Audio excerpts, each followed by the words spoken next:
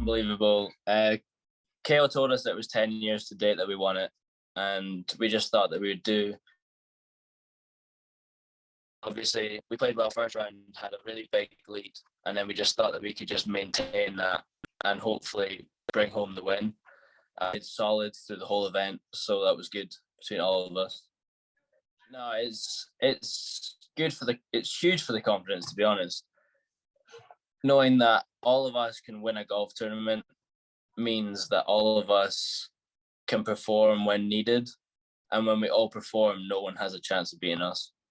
Like, it sounds really cocky, but it's strong. We have a huge, strong team, and I think that we have a huge chance of winning regionals and nationals.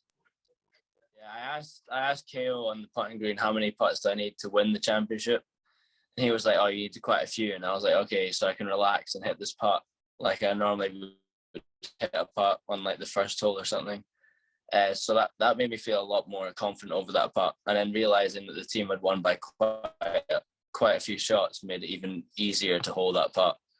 So at the end of the day, I was just like, yeah, okay, I've won it, but at the end of the day, the team won it, and then overall we won. I won individual, and then we won as a team, which made it so much better. Which means that we can celebrate tonight and have a good time, and then focus on golf tomorrow. We've got a 10-day break until we go to regionals, so we're all going to be focusing on our own weakest points. For me, that would be like putting and chipping, but other guys there's so many different things that we can work on. But obviously, we're going to make everything stronger so we can perform at our best level, and then hopefully perform it even stronger, and hopefully bring home regionals, and then qualify for nationals and see what nationals bring. Yeah, Chad actually brought it up to me. I mean, we have that picture hanging outside of the office in the athletics department, and he had texted me and he's like, 10 years ago today, we did the same thing at the same place. And yeah, it was kind of bizarre. And then Chad and I started talking this morning a little bit, and he's like, this is setting up a lot like 2011.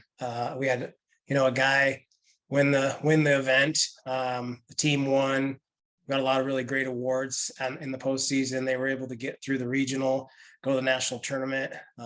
They finished 11th, and I think they missed the match play by 4 or 5 shots to be one of the 8 teams to compete for a national championship. So, yeah, it's really strange how things work. It was awesome though. I had great student athletes then, and I have great student athletes now. That's, you get up for those. This win isn't any bigger than the other 3 this spring and the one in the fall, but I preach postseason. That's kind of what we build for. Not too many people remember we won the Sam Pro, but everybody will remember we won the RMAC Championship. And 10 years from now, we may be looking back on this one again. So yeah, I think this team is built with obviously talented collegiate athletes, but they're wiser beyond their years. They've really absorbed my wisdom or anything that I'm trying to kind of prepare them for. And they're all in. And it's just been a really calm, stress-free spring. Even yesterday when Fort Lewis got within 6 of us from being up 18, there wasn't any panic. The boys were keeping scores on that digital system, so they knew exactly what was going on.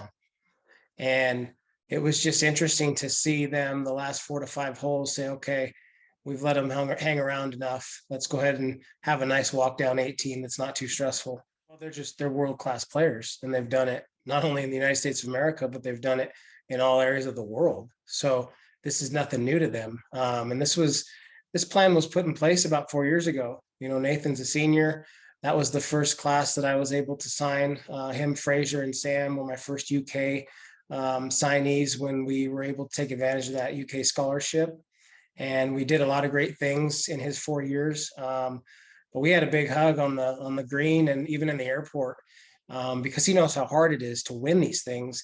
And as good as his teams were the last 3 years, we weren't able to win one. You may have seen the photos of him sleeping with this trophy and he slept with it all night. I picked it up this morning. It's just special, and it's something that you can't take away from those guys. And they tried to compare the 2011 team and this team, and I don't do that because I can't tell you who's better or who's got more firepower, but I can sure tell you that we know how that one ended. I don't know how this story is going to end because the sky is the limit. We haven't even started talking about it yet. I think they're going to take 48 hours to decompress, celebrate, sleep, all the stuff that you want to do after, grinding out 4 wins in a row, championships, getting home 2 a.m. flights, all that stuff, COVID, pandemic. I mean, it's just been exhausting, and we were able to navigate through the pandemic and didn't have too many casualties, but we definitely did have to fight through it at times. And we'll probably take the weekend and get back Monday with a game plan. The good news is they played this golf course a month ago and they won. The good news is it's quick turnaround, so we don't have much time to think about it. Guys that played well just need to stay sharp. Guys that struggled, we're gonna work with them one-on-one and get them back to where they need to be, because we have big plans. Well, it was a 3-horse race early on in day 3 and even late into the day between the 3 Thunderwolves. So all year the theme has been competition internally, and you've seen it every event. Andrew and Jamie tied in Washington. It's just and they don't like to lose to each other. All of them respect each other, but they're more concerned about what we're doing than what the other teams are doing, because they know how good they practice with these guys day in and day out. So they know what they're capable of. Jamie's come so far, mentally, athletically, maturing. He's really only a freshman. He hasn't even really played a full season of college golf, with last year happening. And Andrew, he's come a long way. He's still got a long way to go, but I give him credit because he's turned more into a man this shorter time than I thought. And it's just a reflection of his game. He's more mature. He's able to handle his emotions. He works harder. He has a sense of privilege to be here and the things that he's getting to do. And nothing's a guarantee. And that's just the way Nathan kind of instilled in them 4 years ago, and the way he carries himself. Matt's the same way. Nicest human being in the world, cares more about his teammates and me and CSU Pueblo than anybody. And Clay is, the American that holds them all together. That kind of is the guy that offers some leadership abilities and just some more team sport mentality. Him growing up playing hockey in Minnesota, and it's a real good dynamic. I'll tell you that. We actually got to spend a lot of time in the van last night. One of the vans broke down, and we put a lot of people and a lot of bags in one van ride. And we were talking about it this morning. It was the most fun we've ever had the entire season. So yeah, it was great. I'm super excited. Andrew's a stud. Jamie's a stud. Clay, Nathan, Matt, they're all studs. Sanjay was big. I actually took him as an alternate just in case something happened.